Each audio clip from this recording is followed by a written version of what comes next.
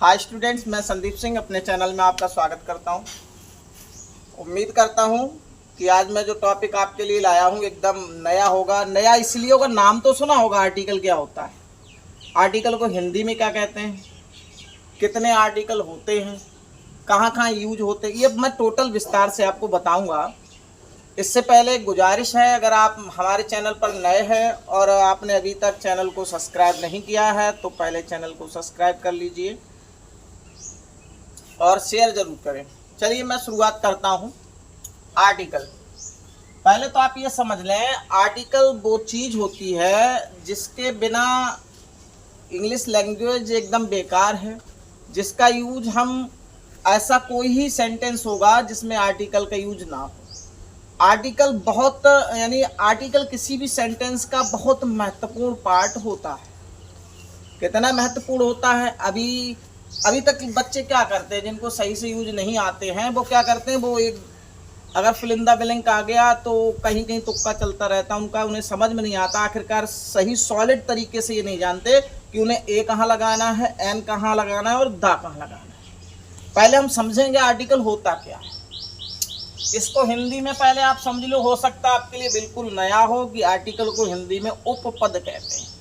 हो सकता है कहीं किसी बुक में अभी तक ना पढ़ा। उपपद कहते हैं। और ये होता क्या, article is a word which is generally used before a noun और एन एडजेक्टिव।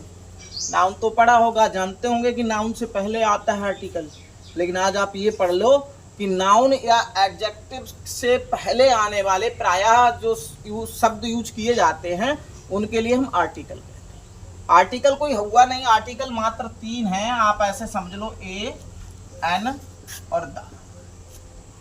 जितने ये छोटे लग रहे हैं, छोटा कांटा लग रहा है, उतना घाव ज्यादा गंभीर कर रहा है।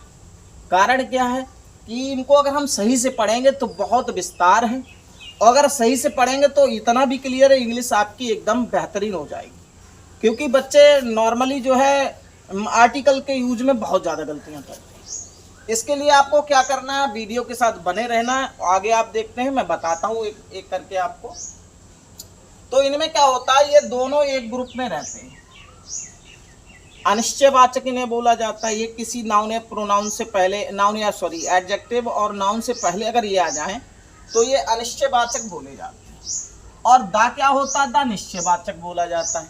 यानी आर्टिकल के अगर आप पार्ट, आर्टिकल तो 3 हो गए, अगर आर्टिकल के पार्ट करते हैं, आर्टिकल को 2 जगह बांटते हैं, तो हम दा को एक साइड में रखेंगे, एक पलड़े में तराजू के दा रखा जाएगा, और ऐसे मान लो ये तराजू है, इधर आपका दा आ गया और एक साइड में ए और एन आ गया। 2 पार्ट हो गए, क्लियर है। यानी यहाँ पर मैं दिखाने की आपको इसके माध्यम से कोशिश कर रहा हूँ। डेफिनाइट आर्टिकल क्या होता है, इसको हम हिंदी में कहते हैं निश्चय उपपद। निश्चित उपपद यानी, या निश्चय उपपद बोल दो, निश्चित बोल दो। यानी ये उपपद क्या करता है, किसी लिखा है कि दा, ये केवल दा होता है। निश्चय उपपद मैंने आपको पहले बता दिया है, केवल अकेला दा, बाकी के 2 अलग है। दा होता है, ये सिंगुलर और प्लूरल दोनों प्रकार के नाउन से पहले प्रयुक्त होता है। ध्यान रखेंगे, चाहे सिंगुलर हो चाहे प्लूरल हो, दोनों नाउन से पहले हम दा का यूज कर सकते हैं। इसका काम वस्तु की स्थिति को निश्चित करना। चले छोटी सी कहानी सुना दे रहे। एक मान लीजिए कि हम अभी इतना एशिया महाद्वीप हमारा इतना डेवलप नहीं है, मान के चलते, कहानी के माध्यम से समझ लो आप। मान लीजिए आप किसी बहुत यूनाइटेड स्टेट में पहुंच गए, यानी बहुत डेवलप कंट्री में पहुंच गए, जहाँ टोटल इंग्लिश का यूज़ होता है। सड़क पर जा रहे हो, पैसे नहीं है पॉकेट में, एटीएम लिया आपने, सोचा चलो पैसे निकाल लो अपने एटीएम से, पुलिस मिल जाती है रास्ते में। देखो कहानी समझाने के लिए कहानी है, केवल इसको ध्यान से सुने। कहानी में मतलब पुलिस आ गई, पुलिस ने पूछा कहाँ जा रहे हो, अमेरिका की पुलिस है, अंग्रेजी बोलनी आती नहीं है, या अंग्रेजी हम बना रहे हैं, बना के बोल रहे हैं। तो हमने कह दिया I am going to the ATM. दा का यूज कर दिया, निश्चयवाचक, यानी तो निश्चय है कि हम दा का यूज करके एटीएम तक, निश्चय हो गया कि एटीएम पर जा रहे हैं, और निश्चय ये भी हो गया, निश्चित है कि पैसे निकालने ही जा रहे हैं। पुलिस आपको छोड़ देगी। आपने कहा I am going to ATM, यानी अब यहाँ पर निश्चित नहीं है ये एटीएम में लोग क्यों जाते हैं? पैसे निकालने ही जाते हैं, वहाँ ये काम होता है। डाका यूज कर दिया तो निश्चित है कि आप पैसे निकालने जा रहे हैं, और डाका यूज आपने नहीं किया तो ये निश्चित नहीं है, पुलिस समझेगी, हो सकता है आप एटीएम उखाड़ने जा रहे हैं। बस इतना से समझ लो। वैसे ज़्यादा यूज, इनकी यूज से कोई ज़्यादा फर्क नहीं पड़ता सेंटेंस में। कोई भी एक वाक्य ले लें, I am going to the bank, तब भी वही हिंदी अर्थ निकल के आएगा, मैं बैंक जा रहा हूँ। I am going to the bank, तब भी वही अर्थ आएगा। तो इन चीज़ों से कोई ज़्यादा फर्क नहीं पड़ता। लेकिन हाँ, दा का यूज क्या होता है, निश्चित कर देता है, आप किसी स्थिति को, किसी वस्तु की स्थिति को ये निश्चित कर देता है। तो इतना याद रखेंगे, ये दा का यूज हो गया, शॉर्ट में समझा रहा हूँ। और इंडेफिनाइट क्या होता है? इंडेफिनाइट आर्टिकल यानी अनिश्चितकालीन उपपद होते हैं। अनिश्चितकालीन उपपद केवल दो होते हैं, आपको मैंने बताया, ए और एन।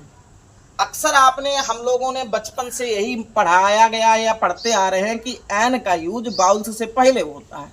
जहाँ ओ देखा, ओ फॉर आउल, एन का यूज कर दिया। जहाँ एन एप्पल देखा, वहाँ हमने एन का यूज कर दिया। एलिफेंट देखा, वहाँ हमने एन का यूज कर दिया। ये नहीं होता, हमेशा एन का यूज बाउल्स से पहले नहीं होता। मैं अगर शॉर्ट में आपको लिख दूं, मान लीजिए मैंने ये लिख दिया, मैं एक डीएम हूं।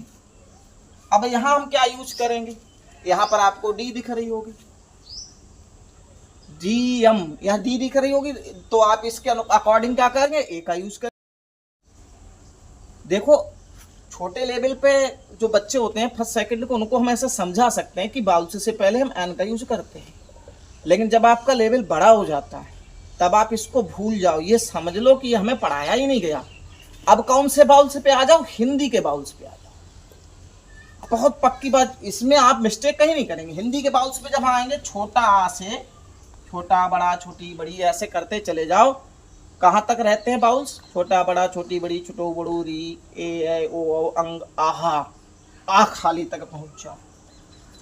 अगर ऐसे शब्द कहीं पर भी आपको मिलते हैं तो इनसे पहले आप एन का यूज करें। डीएम क्या होता है? डीएम हम ऐसे लिखेंगे हिंदी में, डा डमरू वाला डी आता है। ये आपका बाउल्स नहीं है, ये व्यंजन है। हमेशा क्या करेंगे हम? व्यंजन से पहले ए का यूज करेंगे। अब यहाँ पर ए का यूज सही है, क्योंकि डी फॉर डा मतलब डमरू वाला है, तो ये क्या है? व्यंजन है। व्यंजन से पहले हमने ए का यूज कर दिया। अब इसी को मैं दूसरा दिखाता हूं। मान लीजिए मैंने यूनिवर्सिटी लिख दिया।